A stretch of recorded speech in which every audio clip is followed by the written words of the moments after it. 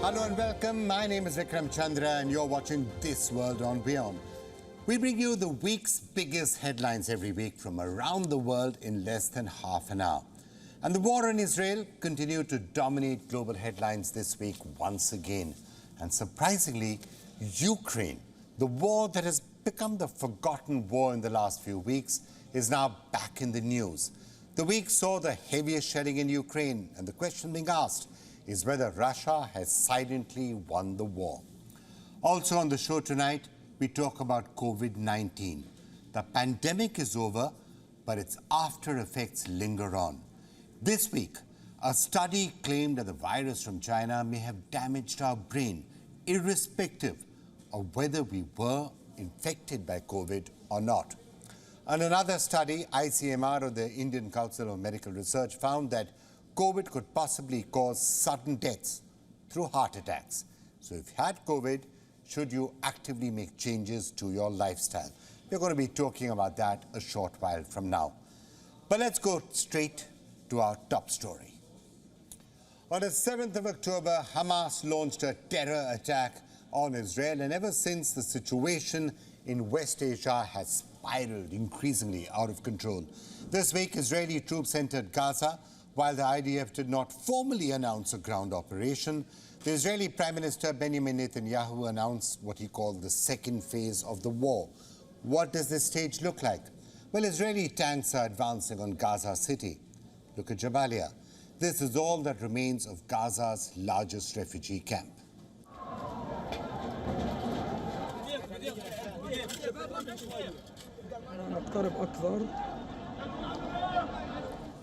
On the 31st of October, Israel bombed Jabalia. Over 150 people died.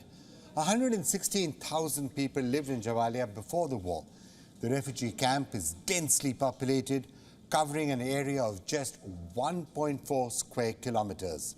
These are before and after images of the camp.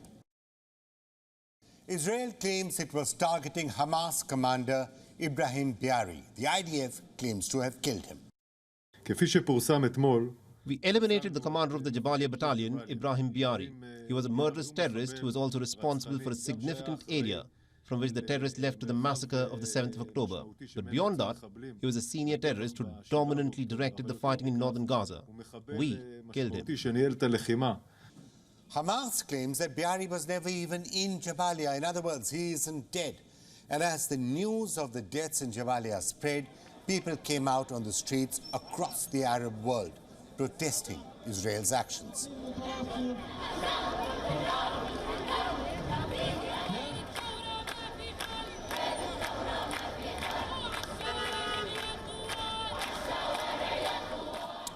Iran sent out a strong warning. Its foreign minister said that if the bombardment isn't halted, Israel and America will face grave consequences. Yemen's Houthis officially joined the war this week. They released this video showing the launch of missiles and drones towards Israel.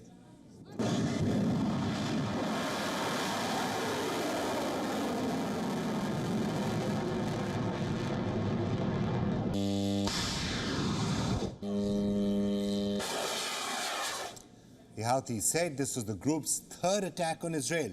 This, in a way, confirmed it was the Houthis who were behind a drone attack that resulted in blasts in Egypt.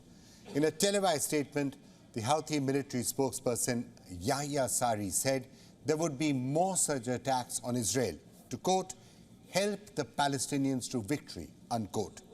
Now, unfortunately, caught in this crossfire are millions of innocents.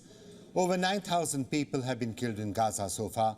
The Hamas-led Gaza Health Authority claims that the majority of the deceased are women and children. Look what UNICEF, or the United Nations Children Education Fund, is saying. It says 400 children are being killed or injured daily in Gaza. Let me repeat that. 400 children are being either killed or injured in Gaza on a daily basis. Children really are paying the heaviest price for this conflict and this escalation.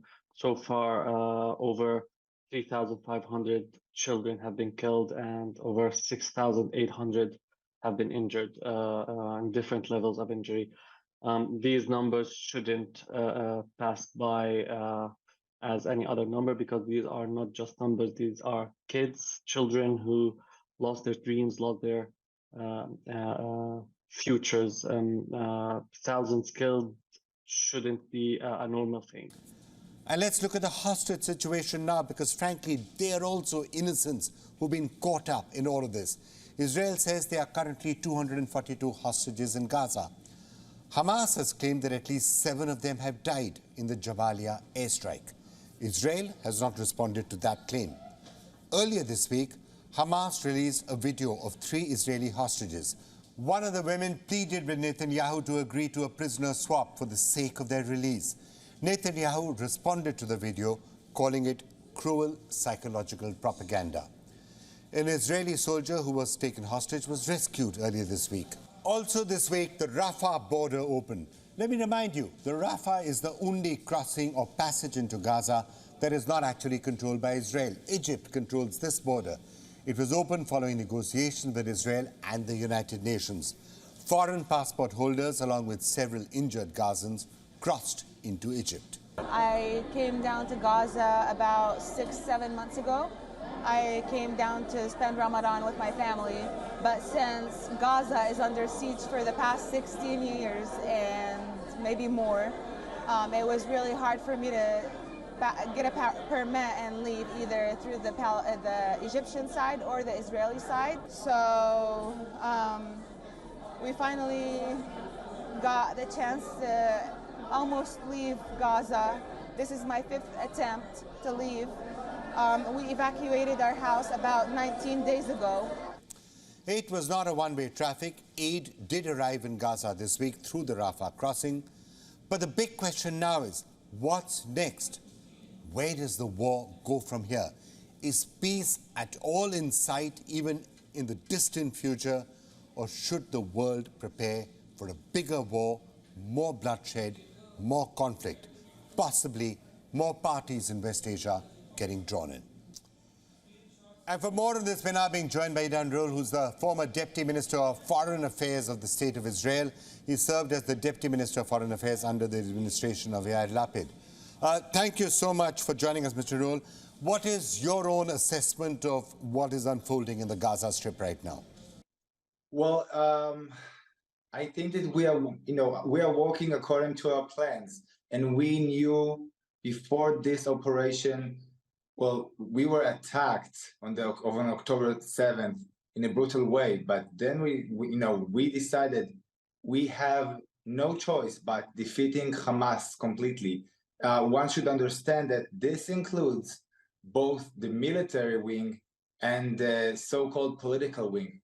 All of them are terrorists, all of them are leaders of Hamas, and we understand that it will take time.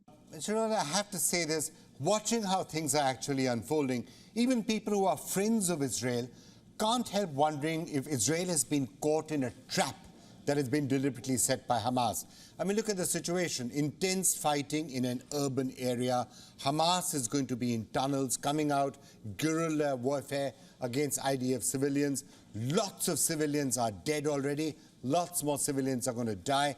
And a lot of condemnation for Israel coming in from countries around the world as that bloodshed continues to unfold. Now, I know there's a lot of anger, a lot of horror in Israel after the terror attacks. Those are sentiments that many, many people across the world share. It's a shocking, horrible, terrible thing that happened. But is there a sense that somewhere Israel might be doing right now exactly what Hamas wanted it to do, to fall into this trap of ground warfare with lots of civilian casualties in the Gaza Strip? I've heard some discussion about Hamas is probably prepared for us. He expected us to start a ground maneuver. I have to say that this is not a war of choice. We just don't have a choice. We have to go all in and make sure that we defeat all of their terrorists and their military capabilities, because otherwise we can't continue to live in Israel. We have to provide safety for our citizens. This is not a war between two armies of two countries that abide by the rule of law, by international laws of war. This is a terror organization that right now holds thousands of people, of foreigners in, not allowing them to leave the Gaza Strip. So you're right, and you're right. Hamas is a terror organization, and it considers itself not bound by any rules. But Israel, on the other hand, is a respected member of the international community. It's a country and a respected member of the global community. Now, the extent of the attacks that we are now seeing in Gaza, airstrikes, civilian deaths, children deaths, Israel will have a price to pay for that. It could be in the form of lost diplomatic support, lost relationships with possible allies in the Middle East, countries like Saudi Arabia and others. It has to be said that when you're fighting with a terrorist organization like Hamas, the stakes perhaps are higher for Israel. It has a higher price to pay. So it needs to be more careful as to what it does. Yes, I was formerly the deputy foreign minister. I understand the price we can pay in the diplomatic arena. But again, we just have to do what we have to do. What I would say to the international community, I would tell them, what would you do differently? I mean, if you were to be attacked for decades by a terror organization and then to be brutally murdered and massacred on one day, the most murderous day since the Holocaust for the Jewish people, what would you do? And you know what? I have to say honestly, other countries would go all in war, a full out war for less than that. So I know that usually we tend to lose, in a gradual manner, we tend to lose support from parts of the international community. This time they need to understand we're fighting a fight for the entire free world. Hamas is part of a web of terror organizations. They're not just threatening us. We need to stop them at our borders so they don't get to other countries. So as you can see, strong views held there in Israel, and clearly putting the blame entirely on the Hamas terror attack and also to a large extent on Iran. Now, we've not been hearing too much from Iran or Iranian reporters or journalists on what's actually the view out there and how Tehran is seeing everything that's actually unfolding in Gaza. So I'm pleased to be joined now by Sarah Riazi, who's a journalist and expert in Iran and the Middle East, who's based in Tehran and joining us from Tehran. Sarah, thank you so much for being with us. I just wanted to get your sense of the events in Gaza and how it is being perceived in Iran. Hello, Vikram. Thank you for having me. First of all, I have to just remind you how Israel is blaming Iran for everything happening there in the region. First, Iran is an easy target to be pointed. But let me split the accusations during the last months into two parts. At the beginning of the conflict, Israel and US have publicly announced that there is no direct evidence that Iran was involved in Hamas attack on Israel. But the recent finger pointing and accusation against Iran is mostly about its potential and ability to support and provoke its allies in the region to open new fronts against Israel. Of course, Iran has never denied its support for Palestine or its allies in the region, but in relation to Al-Aqsa Storm operation, there is no connection between Iran and Hamas. Here I have to repeat the official statement by Iranian officials. Iranian Foreign Minister Amir Abdullahian has said frequently that Iran does not want war to spread out. There is no question that the spreading out of war does not benefit anyone. Neither Iran nor US nor the countries of the region seeks to expand the war. The only person, I deliberately use the term of person because I believe that the Israel political society is rife with divisions over this issue. The only person who may be looking for the expansion of the war is Netanyahu, who wanted to drag in Iran into the war from the beginning and is still looking for the same. The only danger that threatens the region is that the Israeli Prime Minister's persistent obsession with Islamic Republic finally and eventually drag the US into another regional war. Sarah Riazi, thank you so much for joining us from Tehran.